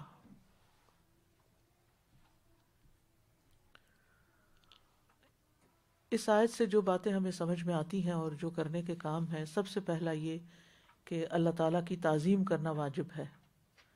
اللہ سبحانہ و تعالیٰ نے خود اپنے لیے نتلو کہہ کر اپنی یعنی تعظیم کا صیغہ استعمال کیا ہے. پھر یہ کہ موسیٰ علیہ السلام کے واقعے کی اہمیت پتہ چلتی ہے کہ جو واقعہ ان کا فرعون کے ساتھ خاص طور پر پیش آیا، اس کو اللہ تعالیٰ نے اپنے نبی پر نازل کیا اور اس کو پڑھنے کا پابند کیا، کیونکہ اس کے اندر آپ کے لیے بہت فائدے تھے اور پھر ہم سب کے لیے بھی.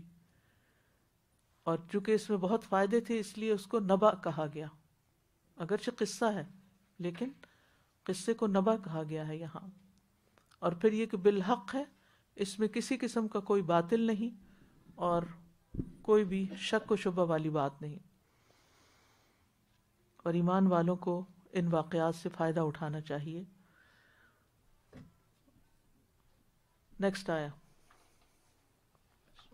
إن فرعون علا في الأرض وجعل أهلها شيعا يستضعف طائفة يستضعف طائفة منهم يذبح أبناءهم ويستحيي نساءهم إنه كان من المفسدين۔ بے شک فرعون نے زمین میں سرکشی کی اور اس کے رہنے والوں کو کئی گروہوں میں بانٹ دیا۔ ان میں سے ہر ایک گروہ کو اس نے کمزور کر کے رکھا ہوا تھا۔ وہ ان کے بیٹوں کو ذبح کرتا اور ان کی عورتوں کو زندہ چھوڑ دیتا۔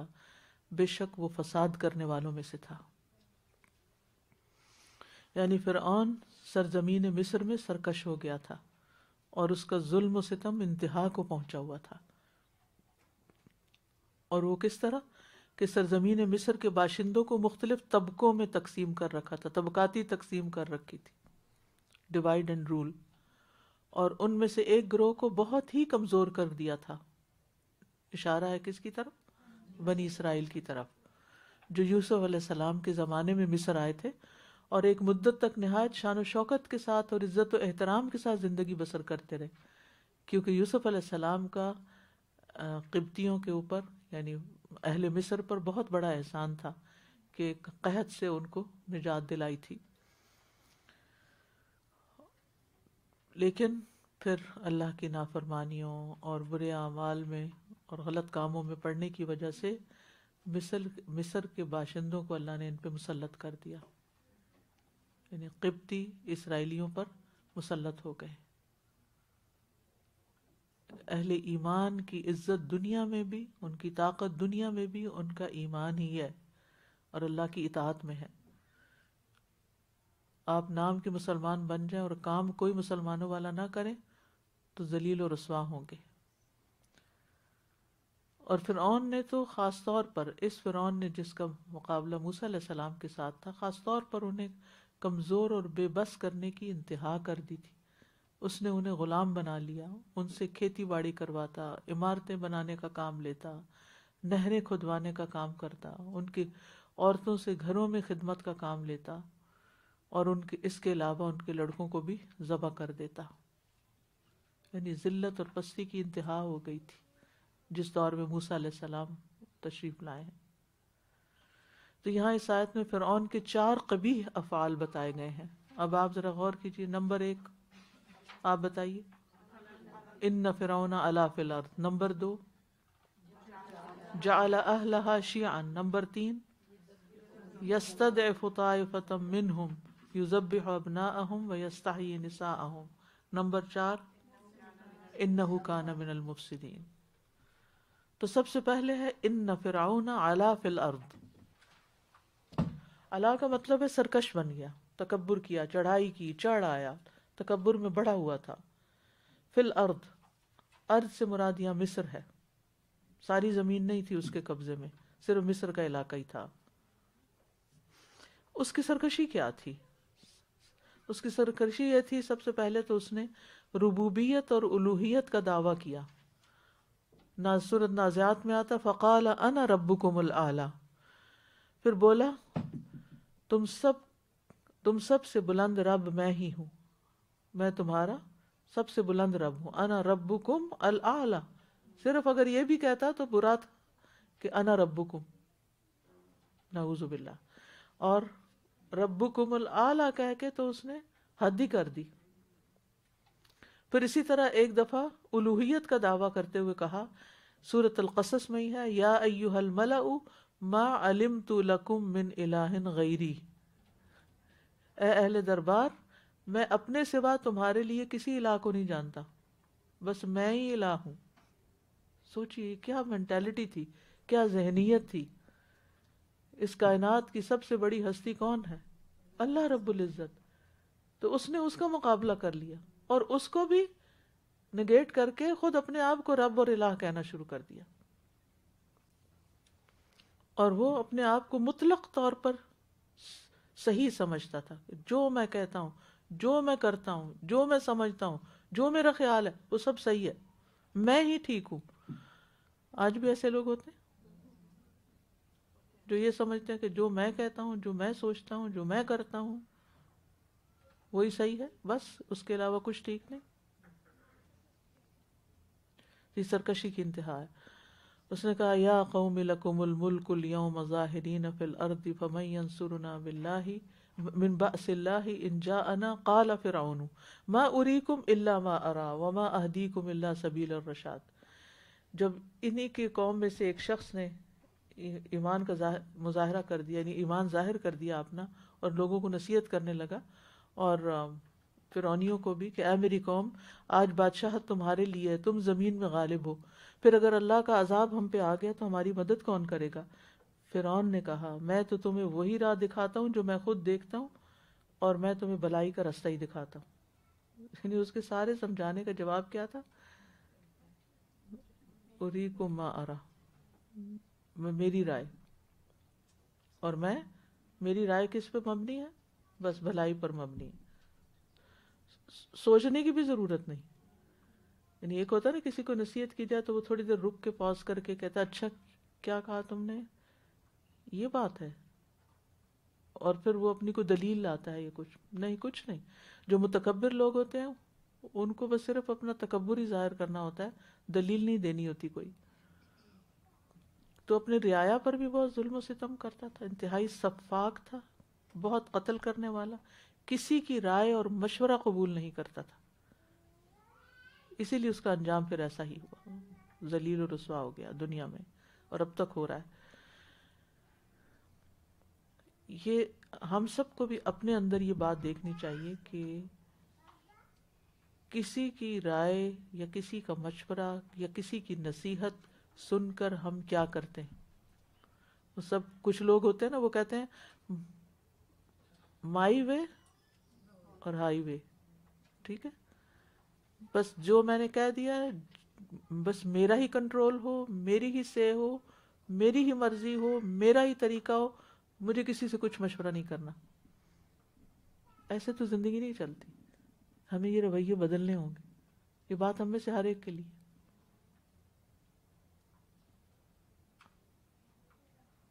اس سے خرابیاں پیدا ہوتی ہیں، اس سے تعلقات خراب ہوتے ہیں، اس سے انسان کی صلاحیتیں ضائع ہو جاتی ہیں. کیونکہ دنیا میں کوئی بھی شخص عقل کل نہیں.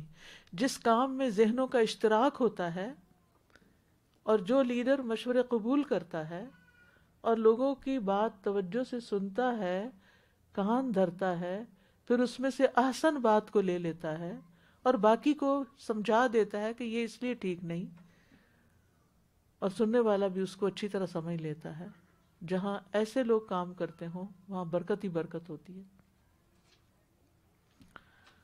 ورنہ فرعونیت تو الوہ جو ہے وہ اللہ کی صفت ہے، کسی بندے کے لیے نہیں کہ انا ربکم الاعلی. کوئی بندہ یہ کہنے کی پوزیشن میں نہیں ہے، کوئی ہے ہی نہیں. اللہ سبحانہ و تعالیٰ نے اپنا نام العلی بھی رکھا ہے، العظیم بھی رکھا ہے، اور ہم ہر وقت نماز میں اللہ اکبر کہہ کے اللہ تعالیٰ کی بڑائی بیان کرتے ہیں. العالی بھی، جی ہاں، جی متعال بھی، بالکل. تو صفت علو صرف اللہ کے لیے ہے، اور علو ذات بھی اللہ کے لیے ہے. وہ اپنے عرش پر مستوی ہے، وہ ادھر ادھر نہیں ہے نیچے. لیس کمثلہ شیء وہو السمیع البصیر، اور کوئی اس جیسا ہے ہی نہیں، اور وہ خوب سننے والا، خوب دیکھنے والا ہے. هو القاہر فوق عبادہ، وہ اپنے بندوں پر قاہر ہے، یعنی علو میں قہر بھی ہے. جو وہ چاہتا ہے وہ ہوتا ہے، جو اللہ نہیں چاہتا وہ نہیں ہوتا. ما شاء اللہ کان وما لم یشاء لم یکن. اور اسی طرح وما تشاءون الا ان یشاء اللہ رب العالمین. تم نہیں چاہ سکتے مگر یہ کہ اللہ ہی چاہے جو تمام جہانوں کا رب ہے. یعنی ہمارے چاہنے سے کوئی چیز نہیں ہوتی جب تک کہ اللہ نہیں چاہتا. اور بندے کے لیے کسی طرح کا بھی علو مناسب نہیں. ہمارا کام کیا ہے؟ کندھے جھکا کے رکھنا، پوسٹر خراب کرنا نہیں. مطلب مراد یہ ہے مانوی معنوں میں عاجزی کے ساتھ تواضع، ہمبلنس، اور یہ یاد رکھنا کہ ہماری حیثیت ہی کیا ہے، ہماری اوریجن کیا ہے. اور جو شخص تواضع اختیار کرتا ہے اللہ اس کو بلندی عطا کرتا ہے، من تواضع للہ درجتن رفعہ اللہ درجتن، یہ مسند احمد کی روایت ہے. جو شخص اللہ کی رضا کے لیے ایک درجہ تواضع اختیار کرتا ہے، ایک سٹیپ ڈاؤن کر لیتا ہے، اللہ اسے ایک درجہ بلند کر دیتا ہے. بعض اوقات ایسے ہوتا ہے نا، ہمارا کسی کے ساتھ ٹکراؤ ہو جاتا ہے، آپس میں کھینچا تانی شروع ہو جاتی ہے. اب جب یہ کھینچا تانی ہسبینڈ وائف کے بیچ میں ہوتی ہے تو پھر کیا ہوتا ہے، رشتے ٹوٹ جاتے ہیں. اگر ان میں سے کوئی ایک سٹیپ ڈاؤن کر جائے، ہار مان جائے، چاہے وقتی طور پر ہی مانے، چاہے چپ ہو کر ہی کام چلائے، تو حالات سنبھل جاتے ہیں، پھر چیزیں نارمل ہو جاتی ہیں، پھر تعلقات اچھے ہو جاتے ہیں. سورج نکلتا بھی ہے اور ڈوبتا بھی ہے. حالات ایک جیسے نہیں رہتے ہمیشہ، ہمیشہ دن نہیں ہوتا. تعلقات میں بھی ہمیشہ دن نہیں ہوتا، راتیں آتی ہیں. تو پھر اس میں صبر کرنا ہوتا ہے انسان کو. تو کسی بھی ریلیشن شپ میں، کسی بھی چیز میں اگر کوئی آپ کی بات نہیں سمجھ رہا تو کہ اچھا چلیں ٹھیک ہے، جو آپ کرنا چاہتے ہیں آپ وہ کر لیں.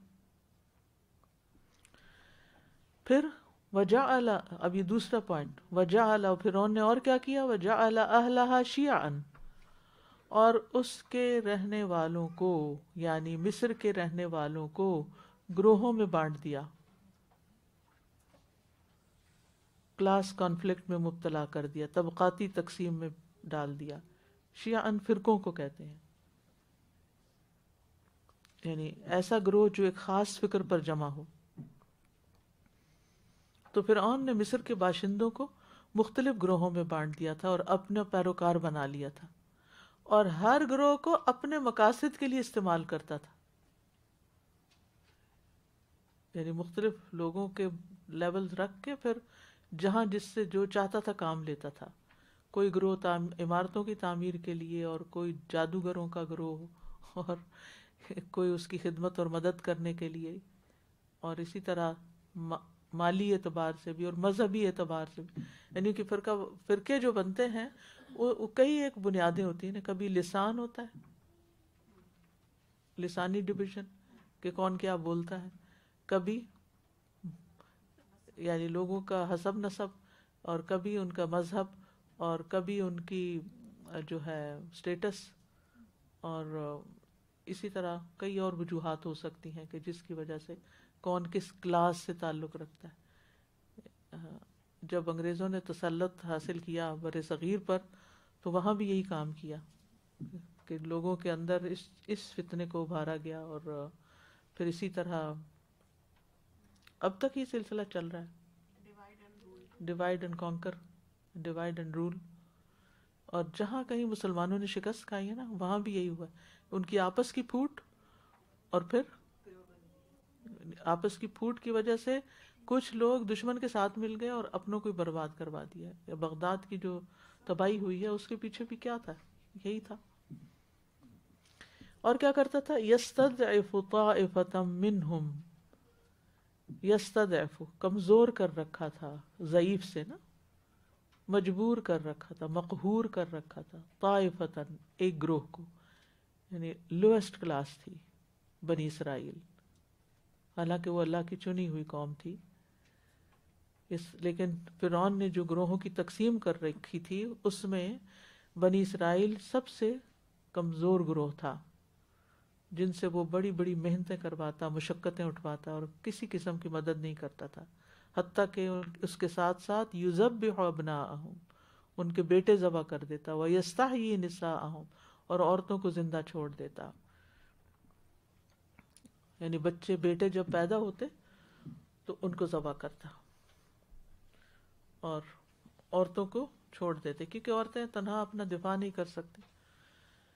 اب لڑکیوں کو کسی معاشرے میں چھوڑ دینا اور لڑکوں کو ذبح کر دینا، اور اس کے کئی ایک نقصانات ہیں نا. اس سے نمبر ایک تو یہ کہ نسل وہ ختم ہو جاتی ہے، یعنی جس نسل کے اندر مرد کم ہو جائے پھر وہ نسل ختم ہو جاتی ہے. پھر لڑکیاں زیادہ ہوں گی، ان کی شادیاں کسی اور نسل میں ہوں گی تو آبویسلی پھر وہ اس نسل کے بچوں کو جنم دیں گی. دوسرا یہ کہ عورتوں کی دیکھ بھال والے لوگ ختم ہو جاتے ہیں، یعنی مردوں کے ذمے ہے عورتوں کی دیکھ بھال کرنا، ان کی ضروریات کا خیال رکھنا. اللہ نے مرد کو قوام بنایا ہے، اور اگر عورتوں کو صرف تنہا جینا پڑے، صرف اپنے آپ کو خود ہی ہر طرح سے لک آفٹر کرنا پڑے، تو ان کے لیے زندگی مشکل ہو جاتی ہے۔ اور تیسری چیز یہ ہے کہ ایک لڑکوں کو ذبح کر کے عورتوں کو بہت ٹارچر کیا گیا، چاہے ان کو چھوڑ دیا گیا، انہیں نہیں قتل کیا گیا۔ اب سوچیں کہ جس عورت کا بیٹا فوت ہو جائے، یا جس عورت کا بیٹا اس کے سامنے ذبح کر دیا جائے، یا جس عورت کا بیٹا پیدا ہوتے ہی اٹھا لیا جائے، یعنی ماؤں کے اندر کتنی بیٹوں کی، یعنی عموماً کیا ہوتا ہے کہ باپ بیٹیوں سے زیادہ محبت کرتے ہیں اور مائیں بیٹوں سے زیادہ محبت کرتی ہیں، قدرتی سی بات ہے جو دیکھنے میں آتی ہے۔ اس کے مطلب نہیں کہ ماں کو بیٹیوں سے نہیں پیار ہوتا یا باپ کو بیٹے سے نہیں ہوتا، ہوتا ہے، لیکن جھکاؤ کی بات ہے۔ تو اب جب ایک عورت لمبی مدت تک حمل اٹھانے کی تکلیف سے گزری، ولادت کی تکلیف سے گزری، اور پھر اس کو ایک امید لگی کہ میرا یہ بیٹا بڑا ہوگا تو اس سے ہماری آگے نسل چلے گی، اور پھر اس کو قتل کر دیا جائے، تو آپ سوچئے کہ یہ کتنی اذیت ناک بات ہے، انسان امیجن کرے۔ اور پھر آپ دیکھیے کہ جب عورتوں کی کیئر کرنے والا کوئی نہیں ہوتا یا ان کی حفاظت کرنے والا نہیں ہوتا، تو بعض اوقات وہ مردوں کے ہتھے چڑھ جاتی ہیں، مرد ان کو ایکسپلائٹ کر لیتے ہیں۔ علماء کہتے ہیں کہ فرعون بنی اسرائیل کے لڑکوں کو ذبح کرتا اور عورتوں کو ذبح نہیں کرتا تھا، کیونکہ نجومیوں نے اس کو بتایا تھا کہ بنی اسرائیل میں ایک لڑکا پیدا ہوگا اور فرعون کی بادشاہت کا خاتمہ اس کے ہاتھ پر ہوگا۔ اب یہ اس کی انتہائی بے وقوفی تھی۔ دو میں سے ایک چیز تھی، یا تو نجومیوں کی بات سچی تھی کہ ایسا ہونا ہے، تو پھر تو اس کو انتظار کرنا چاہیے تھا کہ کب ہوگا۔ یعنی نجومیوں نے بتا دیا یہ ہوگا، اور اگر ان کی بات سچی تھی تو پھر بچے قتل کر کے تو وہ روک نہیں سکتا تھا، وہ تو ہونا ہی تھا، سمجھ گئے؟ یا نجومیوں کی بات جھوٹی تھی، تب بھی یہ تو نہیں بنتا تھا کہ بچوں کو قتل کرے۔ کیا خیال ہے؟ ان اینی کیس بچوں کے قتل سے تو اس کی سلطنت بچنے والی نہیں تھی۔ اس کا یہ فیصلہ کتنا غلط تھا، وہ کہتا تھا میں سب سے عقل مند ہوں، انا ربکم الاعلی، اور کر کیا رہا ہے؟ اپنی حکومت بچانے کے لیے بنی اسرائیل کے بچے قتل کر رہا ہے۔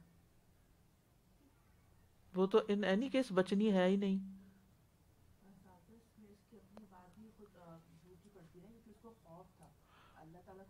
جی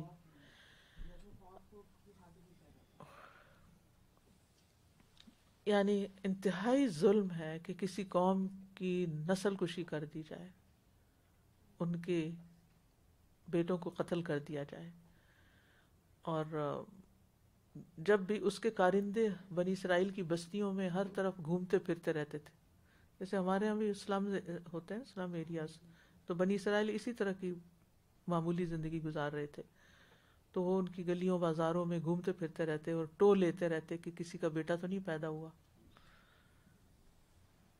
تو بہرحال جب بھی پتہ چلتا تو وہ ان کو اٹھا لیتے اور مار ڈالتے۔ وَإِذْ أَنْجَيْنَاكُمْ مِنْ آلِ فِرْعَوْنَ يَسُومُونَكُمْ سُوءَ الْعَذَابِ، اللہ تعالیٰ نے اس کو بدترین عذاب کہا ہے۔ يُقَتِّلُونَ أَبْنَاءَكُمْ، صرف قتل نہیں، يُقَتِّلُونَ، بڑے پیمانے پہ خوب قتل کر دے، کوئی جینے کی امنگ نہ ہوتی۔ وَيَسْتَحْيُونَ نِسَاءَكُمْ وَفِي ذَلِكُمْ بَلَاءٌ مِّن رَبِّكُمْ عَظِيمٌ، اور اس میں تمہارے رب کی طرف سے بہت بڑی آزمائش تھی۔ اور ویسے بھی آپ دیکھیں کہ مردوں کے بغیر عورت کی زندگی جو ہے، مرد کے بغیر عورت کی زندگی عذاب ہی کی ایک قسم ہے۔ یہ بات شاید آپ لوگوں کو اچھی نہ لگے، کیونکہ عورتیں آج کل بہت انڈیپینڈنس چاہتی ہیں اور مرد کا نام نہیں سننا چاہتی، اور شادی شدہ زندگی میں نہیں رہنا چاہتی، اور بچے پیدا نہیں کرنا چاہتی۔ وہ سمجھتی ہیں کہ ہم اگر فائنینشلی انڈیپینڈنٹ ہو گئے ہیں تو ہم بہت اسٹرانگ ہیں اور ہم اکیلے بھی جی سکتے ہیں۔ تو یہ خیالات جو ہے نا، یہ انتہائی ہلاکت خیز ہے۔ اللہ نے جو ایک نظام بنایا ہے نا کہ مرد کو اور عورت کو الگ الگ قسموں میں پیدا کیا، ورنہ سب ایک ہی پیدا کر دیتا نا، ایک ہی جیسے، دونوں کو اگر چلے مرد اور عورت بھی تو ایک جیسی قوتیں دیتے نہیں. اللہ نے عورت کو اور طرح کی قوتیں، اور عورت کا جسم کسی اور کام کے لیے بنایا، مرد کا جسم کسی اور کام کے لیے بنایا ہے. عورتیں مرد بن کے، مردوں جیسے کپڑے پہن کے، اور مردوں جیسی باتیں کر کے، اور مردوں والے کام کر کے مرد بنتی نہیں ہے. وہ ایک خول ہوتا ہے جو چڑھایا ہوا ہوتا ہے، اور پھر وہ اندر سے پوری طرح ٹوٹ جاتی ہیں. میں کسی کے لیے بائسڈ نہیں ہوں، اور نہ ہی میں کسی پرسن پہ تنقید کر رہی ہوں، لیکن یہ ایک ایسا خیال یا ایک ایسی وبا جو پھیلی ہوئی ہے، اس میں ہم خواتین کو سوچنا چاہیے. اللہ سبحانہ تعالیٰ نے دونوں کا جو ایک رشتہ بنایا ہے، آپ دیکھیں کہ مرد یا تو باپ ہوتا ہے، ٹھیک ہے نا. جس لڑکی کو باپ سے ہی کوئی محبت نہ ہو، اس کی زندگی میں کتنا بڑا خلا ہے. یا اس کے باپ فگر ہے ہی نہیں، یا نہ ہونے کے برابر ہے. کوئی کمی ہوتی ہے ایسی بچی کی زندگی میں؟ جس کا باپ اس کی شادی پہ حاضر نہ ہو، جس کا باپ اس کی ازدواجی زندگی، کیوں ولی بنایا اس کو؟ اسٹرینتھ کے لیے کہ تمہارا شوہر تمہیں میرے ہوتے ہوئے کچھ نہیں کہہ سکے گا. لیکن اگر کوئی باپ انٹرسٹ ہی نہ لے تو پھر کیا ہوگا؟ یا پھر مرد کون ہوتا ہے؟ شوہر ہوتا ہے. شوہر کتنی بڑی سپورٹ. ایک چوہا گھر میں آ جائے، مار کے دکھائیں پہلا. چوہا تو بڑی بات ہے، کاکروچ آ جائے، ادھر آئیں، جلدی آئیں، دیکھیں کیا ہو رہا ہے. کوئی آدھی رات کے وقت دروازہ کٹکھٹا دے تو کیا ہوتا ہے؟ دیکھیں آپ جا کے دیکھیں کیا ہو رہا ہے. گاڑی کا وہ بول پڑے، الارم بول پڑے رات کے وقت. جی جی بالکل. اللہ نے مرد کو بنایا قوام پروٹیکٹر بنایا ہے کہ عورت کے لیے ایک اسٹرانگ سپورٹ ہو، اور عورت کے لیے ایک فخر کی بات ہوتی ہے. فخر سے مراد تکبر نہیں، یعنی کہ اس کے لیے کانفیڈنس کی بات ہوتی ہے کہ اس کے ساتھ ایک مرد کا سہارا ہے. اور جب وہ شوہر فوت ہو جاتا ہے تو عورت کی تنہائی اور غم، اور اس کے آپ اندازہ نہیں لگا سکتے. آپ کسی بھی بیوہ خاتون سے پوچھیں کہ اس کی زندگی شوہر کے بعد کیسی ہو گئی، چاہے وہ جتنی مرضی اسٹرانگ بنے. کیوں اللہ نے 4 مہینے 10 دن عدت رکھی کہ اس کے غم میں رہنے کے لیے. تو یہ جو جھوٹا کانفیڈنس ہے نا، یہ تباہ کن ہے کہ ہم خود ہی سب کچھ کر سکتے ہیں، ہمیں کسی کی ضرورت نہیں. کیونکہ ظاہر ہے کہ جو آپ کو پروٹیکٹ کرتا ہے پھر وہ آپ سے کچھ چیزوں کا تقاضا بھی کرتا ہے نا. ریلیشن شپ تو 2 طرفہ ہوتا ہے. تو پھر ہم چاہتے ہیں کہ ہمیں تو کچھ مل جائے لیکن ہم نہیں دیتے کچھ. تو یہ خود غرضی والی زندگی تو نہیں گزر سکتی نا، پھر اس میں تو کوئی خوبی نہیں. پھر یا مرد کون ہوتا ہے؟ بیٹا ہوتا ہے. تو بیٹے کیا ہیں؟ المال والبنون زینت الحیات الدنیا. ان سے زندگی خوبصورت ہوتی ہے. تو اب اگر کوئی کہے کہ نہیں مجھے بیٹا نہیں چاہیے، کوئی عورت نہیں جو یہ کہے گی کہ مجھے بیٹا نہیں چاہیے. اب مرد اچھے بھی نہیں لگتے، ہمیں بیٹا بھی چاہیے. کس کے لیے پیدا کر رہے ہیں پھر آپ؟ کیوں پیدا کرنا چاہتے؟ تو ان رشتوں کی قدر کرنی چاہیے، ان پہ شکر کرنا چاہیے، اور ان کا ڈیو حق دینا چاہیے. ان 4 مردوں کے، اور پھر یا بھائی ہوتا ہے. بھائی بہنوں کے لیے کتنی بڑی سپورٹ ہوتا ہے. باپ کے بعد بھائی باپ کا رول ادا کر رہا ہوتا ہے. وہ کتنا خوبصورت رشتہ ہے. یعنی بعض اوقات یقین کریں کہ ایسا لگتا ہے نا جیسے بھائی بچوں سے بھی آگے نکل جاتے ہیں محبت لینے میں، کیئر کرنے میں، خیال رکھنے میں. ایک مان ہوتا ہے ان پہ. اس کے علاوہ 5واں کوئی رشتہ نہیں ہوتا عورت کا. 5واں مرد جو ہے نا عورت کی زندگی میں، وہ اس سے صرف فائدہ اٹھاتا ہے. اس سے بچ کے رہیں. چاہے کوئی کتنے بھی لارے دے، اور کتنے بھی آپ کو حسین باغ دکھائے، اور کتنا بھی آپ سے ایڈوانٹیج لینا چاہے. جی جی ہاں، گھر ٹوٹتا ہی پھر 5ویں کی وجہ سے. تو یہ شیطان کا یہی، یعنی شیطان چاہتا ہی یہی ہے کہ ہسبینڈ وائف جو ہیں وہ آپس میں لڑیں جھگڑیں اور گھر ٹوٹے اور فساد پھیلے. جو بچے ماں باپ کے بغیر پھر پلتے ہیں، یا ماں کے بغیر یا باپ کے بغیر. کبھی بچے ماں کو مل جاتے ہیں، کبھی باپ، اور جن گھروں میں ڈیوائیڈڈ ہیں بچے، وہاں حالات دیکھ لیں کیا ہے. ان بچوں بیچاروں کی زندگی کتنی پریشان کن ہے. کبھی آپ اپنے آپ دیکھیں، اگر آپ کو 4 دن ایک جگہ رہنا پڑے، 4 دن ایک جگہ رہنا پڑے، آپ کیسے رہیں گے؟ آپ کس قدر ڈسٹربنس ہے، کتنا ذہنی ٹارچر ہے، کتنی بکھری ہوئی زندگی ہے. ایک گھر کے اندر رہنا اور ایک روٹین میں رہنا اور ایک خاص طریقے سے رہنا، وہ اس کی بات ہی کچھ اور ہے. سو بعض اوقات حصی طور پر کسی کو قتل کرنا ہوتا ہے اور بعض اوقات مانوی طور پر. تو یہ جو نفرتیں ہوتی ہیں نا، یہ مانوی قتل ہے. کسی سے بھی نفرت شروع کر دو تو مانوی قتل ہو جاتا ہے اس کا، کہ تم ایگزسٹ ہی نہیں کرتے میری زندگی میں. ہم کیا زبان سے تو کہہ لیتے ہیں لیکن حقیقت میں ہم نہیں کہہ سکتے. اس لیے شیطان کی چالوں سے بچ کے رہنا چاہیے، اور بلا وجہ کے غصے اور غضب اور دوسروں کے اوپر یہ سمجھنا کہ بس اس سے نجات ہو جائے تو میری زندگی کمفرٹیبل ہو. نہیں، کوئی کمفرٹیبل نہیں. زندگی ایک آزمائش ہے، اللہ نے امتحان کے لیے پیدا کیا ہے. آپ جہاں بھی ہوں گے ایک نہیں تو دوسرا امتحان ہوگا. جی آسیہ کچھ کہنا؟ جی ایک مائک لیجیے. سوری آج میں نے آپ لوگوں کے ریفلیکشن ہی کام لیے ہیں. سادہ جی، یہ جو آپ بات کر رہے تھے کہ عورتوں کو اس طرح کا مائنڈ سیٹ دیا گیا ہے کہ بس تم اس سب کچھ ہو اینڈ آل، تو اب یہ جو نئی وبا، جو نیا پرابلم شروع ہو گیا ہے گلوبلی ہی، اس میں تو اور بھی زیادہ مائنڈ ان کا لبریٹ کر دیا گیا نا، کہ فزیکلی بھی، ایموشنلی بھی، فائنینشلی بھی کسی بھی طرح آپ کی ڈپینڈنس نہ رہے. آپ عورت ہیں تو بس آپ کے لیے کسی مرد کی ضرورت ہی نہیں ہے. یعنی وہ ایک بالکل یہ کہتے ہیں نا ڈسٹروائے کر دینے والی چیز ہے. بالکل. اور اس کی آپ بنیاد دیکھیں کیا ہے کہ آئی فیل لائک دیٹ. آپ مجھے بتائیے آپ کی فیلنگز چینج ہوتی ہیں یا نہیں؟ فیلنگز چینج ہوتی ہیں.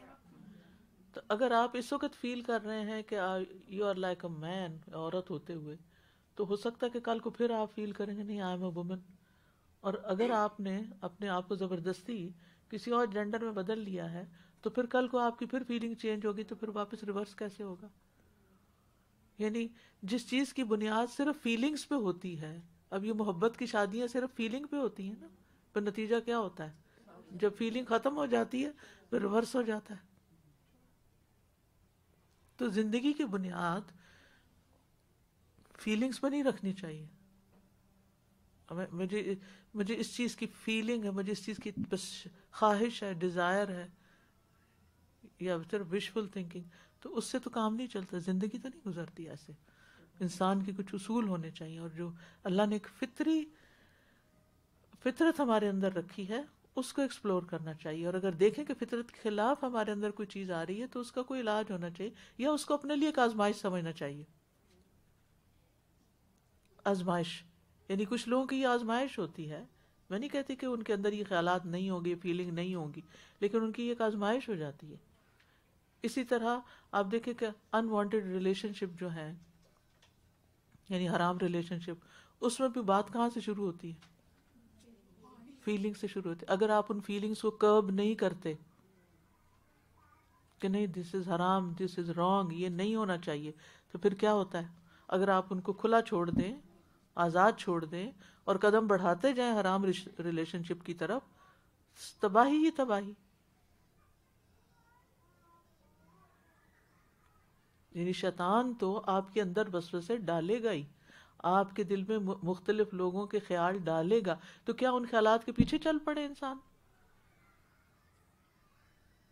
تو وہاں انسان کو یہ سمجھنا چاہیے کہ یہ میری آزمائش ہو گئی ہے اور مجھے اللہ کی مرضی کے خلاف نہیں چلنا.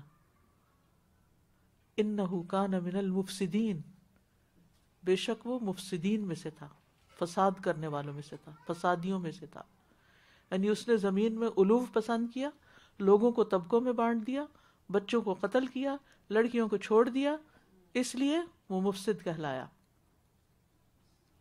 عقیدے میں بھی فساد تھا اس کے، حکمران ہونے کے اعتبار سے بھی ظلم و جبر کی حکومت تھی، اور پھر بنی اسرائیل کے ساتھ جو معاملہ ہو رہا تھا، کمزور طبقات کے ساتھ جو سلوک ہو رہا تھا، وہ سب فساد تھا. یہ نہیں کہا گیا انہ کان مفسد. کہا گیا انہ کان من المفسدین، یعنی زمین میں جتنے بھی لوگ فساد کرنے والے ہیں ان میں سے وہ بھی ایک تھا.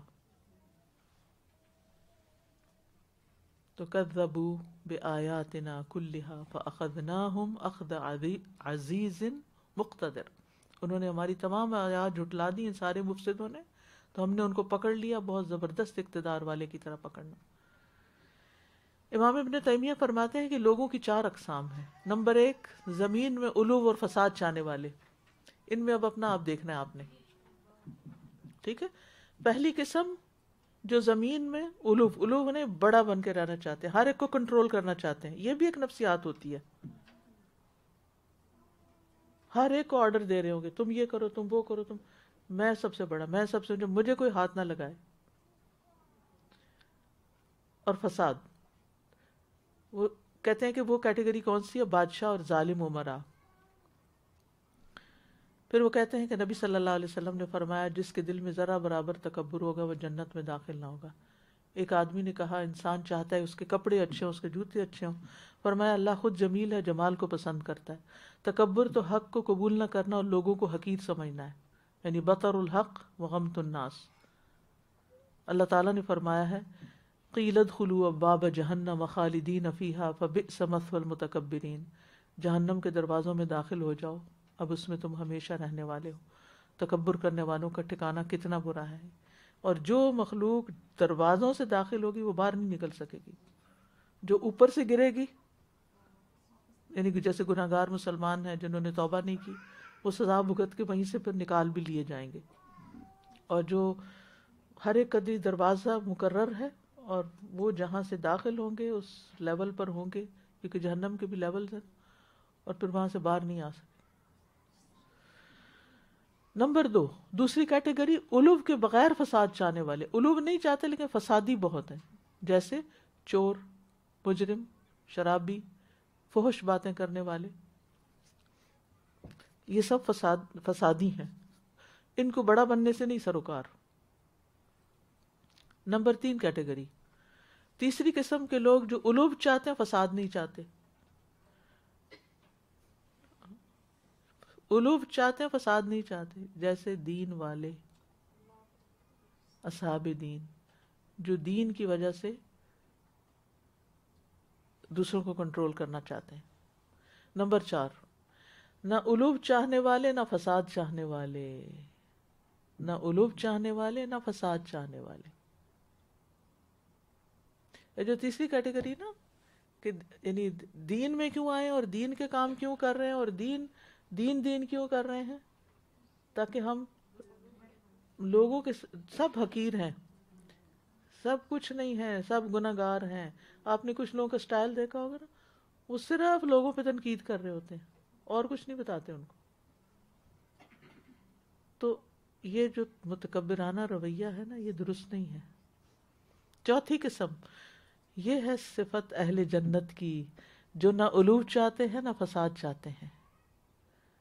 اور اللہ تعالیٰ اس سورت کے اختتام پہ فرماتے ہیں تلک الدار الآخرۃ نجعلها للذین لا یریدون علوا فی الارض ولا فسادا والعاقبۃ للمتقین. یہ وہ لوگ ہیں، یہ گھر ان لوگوں کے لیے ہے، یہ آخرت کا گھر ہم ان لوگوں کے لیے رکھیں گے جو نہ زمین میں علو چاہتے ہیں نہ فساد، اور انجام کار تو تقوی والوں کے لیے ہی ہے.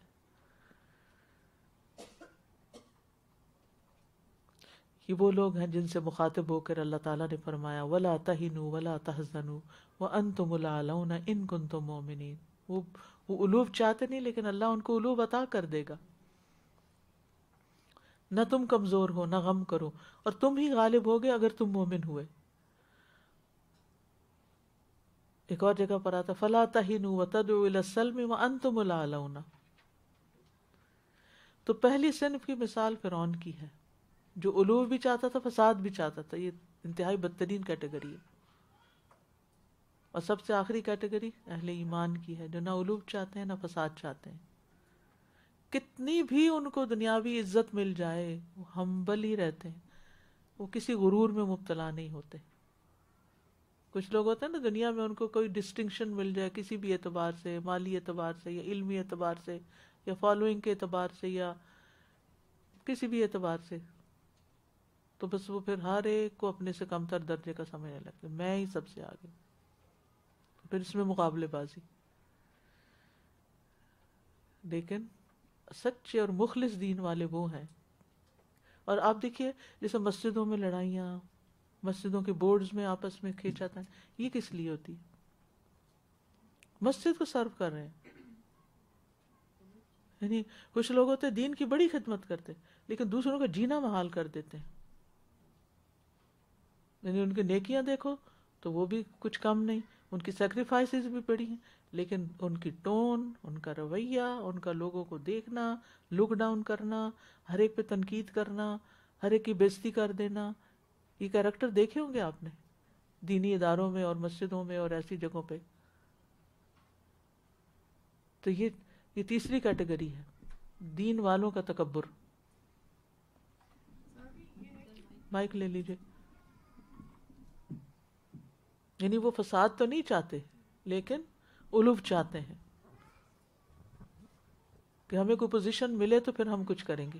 یہی میں کہنے لگی تھی کہ فساد ان کا بظاہر نظر نہیں آ رہا ہے، لیکن وہ نتیجہ تو فساد ہی ہوتا وہی ہے کہ لوگ اس سے پھر کیا ہو رہا ہے کہ ان سے نہیں بدل ہو رہے، لوگ دین سے بدل ہو رہے ہیں اور دین سے باہر نکلتے جا رہے ہیں۔ اب پچھلے ہفتے ہی کوئی نمازی آیا مسجد میں اور بچے دوڑ رہے تھے، ظاہر بچے ہیں، تو اس نے اٹھا کے بچوں کو پیچھے کیا، اور بھئی آپ نماز پڑھنے ہیں، آپ اپنا کام کریں، بچوں کو ڈسپلن کرنا آپ کا کام تھوڑی ہے، جو ان کے ٹیچرز ہیں، جو ان کے ذمہ دار ہیں۔ اب وہ پہلا دن تھا بچوں کا اسکول میں، وہ کیا امپریشن لے کے جائیں گے؟ کلاس میں ٹیچرز پیار کر رہی ہیں، خیال رکھ رہی ہیں، سارا کچھ کر، جو ان کی اصل ذمہ دار ہیں وہ ان سے محبت سے پیش آ رہے ہیں، سب کچھ کر رہے ہیں ان کے ساتھ، ان کو سکھا رہے ہیں، ان کے لیے ہلاک ہو رہے ہیں، اور ایک باہر سے شخص آتا ہے جس کا he has nothing to do with this management، وہ آ کے، اور ہر مسجد میں کوئی نہ کوئی ایسا قصہ آپ ضرور سنیں گے کہ کوئی باسی رویے ہوتے ہیں کہ جو لوگوں کو مسجدوں سے ہی بھگا دیتے ہیں۔ یوتھ آئی ہے، ٹوپی نہیں پہنی ہے، جینس پہنی ہوئی ہے، کچھ بس ان کے پیچھے پڑ گئے۔ بھئی شکر کرو آئے ہیں، جب آنے لگیں گے، کوئی نصیحت کی بات سنیں گے تو کسی وقت تم جیسے بن جائیں گے۔ اپنا ماضی تو دیکھو، تم کیا کرتے رہے ہو اب تک، اور ابھی بھی کتنی غلط، یعنی کہ کتنی خرابیاں ہوگی اپنے اندر۔ سادہ جی میں سبحان اللہ سوچ رہی تھی کہ یہ جو ایک تھیم آتی ہے نا، ایلیوژن ورسز ریالٹی، کے بظاہر چیزیں کچھ لگ رہی ہوتی ہیں لیکن اصل میں کچھ اور ہو رہی ہوتی ہیں، اور اس سب کے لیے ایک ٹائم پیریڈ اور صبر لگتا ہے۔ یعنی فرعون اپنی جگہ پہ خود کو اتنا پاورفل سمجھ رہا ہے، اور اس کے پاس ہیں بھی ریسورسز اس کے، شاید ہر طرح کی ریچ میں، اینڈ دین ایونچولی جیسے آپ کہہ رہے تھے کہ وہ ڈیسیجن ایسا لے گا جو کہ اس کی تباہی لائے گا۔ He thinks that he is doing power, doing everything, but he doesn't realise the steps he's taking are actually going to work backfire۔ اور وہاں بنی اسرائیل بظاہر لگ رہا ہے، یعنی امیجن کرنا مشکل ہوتا ہے نا استاد، لیکن کبھی کرنٹ اس سے سوچو کہ بعد دفعہ پسے ہوئے بالکل لوگ، ان کی کوئی سے نہیں، کچھ بھی نہیں، اور شاید ان کو یہ پتہ نہ ہو، پاسٹ کے قصوں میں آپ کہتے ہیں کہ ایونچولی ان کو خود بھی شاید یہ پتہ نہ ہو کہ ان کے حالات چینج ہونے والے ہیں، اور اس سارے گو تھرو کر کے، سارے پروسیس سے گزر کے things are going to change. اور میں سبحان اللہ ساتھ یہ کل ہی سوچ رہی تھی کہ ہم لوگ نا دو اسٹیٹس میں، یا تو ہم سکون میں ہیں یا ہم اپریشن کی حالت میں، اور ہمارا نا دیکھا جا رہا ہے، ہم میں سے وہ لوگ، جیسے آپ بالکل صحیح کہتے ہیں، اور آئی تھنک میں خود بھی اس چیز کی بہت گلٹی ہوں کہ آپ تکلیف فیل کرتے ہیں، آپ کو وہ پیرالائز کرنے لگتا ہے، آپ کے اوپر افیکٹ ہوتا ہے ایموشنلی ایوری طرح، لیکن آپ سوچ رہے ہیں کہ اللہ نے مجھے کس چیز سے بلیس کیا ہے، میں کیا کام کر سکتی ہوں۔ Especially North American western Muslims کو تو بہت اویکن ہونے کی ضرورت ہے۔ We have resources on tips of our fingers, we hope we realise کہ ہم نے کیا کیسے کام کر کے کچھ تو کریں کہ جس سے اللہ تعالیٰ ہمارا حساب ہو، تو ہم بتائیں کہ ہم بھی کچھ کر کے آئے تھے اللہ تعالیٰ۔ بالکل۔ تو اس آیت سے جو باتیں پتہ چلتی ہیں وہ یہ ہے کہ زمین میں سرکشی کرنا اور مخلوق پہ غلبہ چاہنا، یہ عمل فرعون کے مشابہ ہے۔ دوسری بات یہ کہ دنیا میں ظالم بندوں کا علوب ان کے کسی کام نہیں آتا، ان کی بڑائی اور ان کا تکبر ان کو کوئی فائدہ نہیں دیتا، جیسے فرعون سے پھر اللہ کا عذاب ٹل نہ سکا، نہ ٹلا۔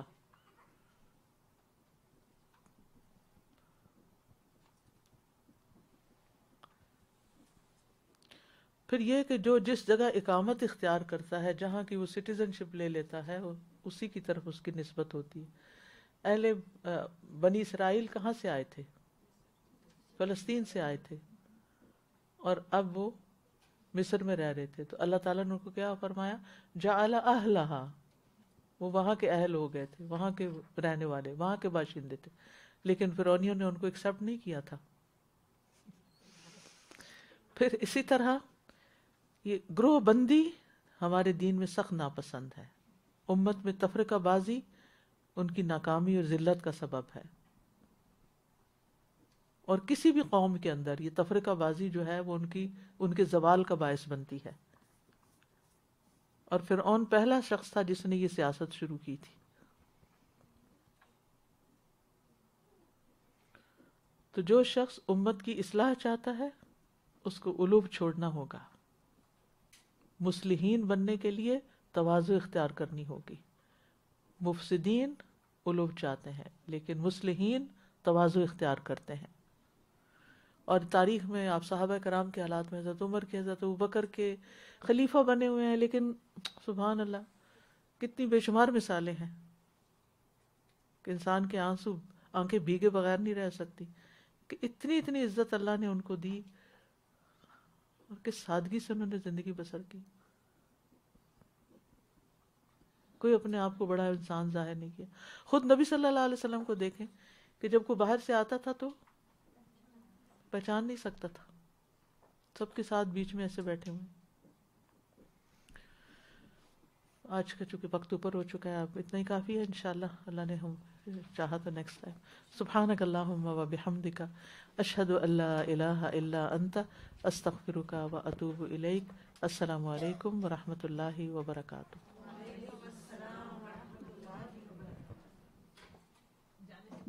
اللہم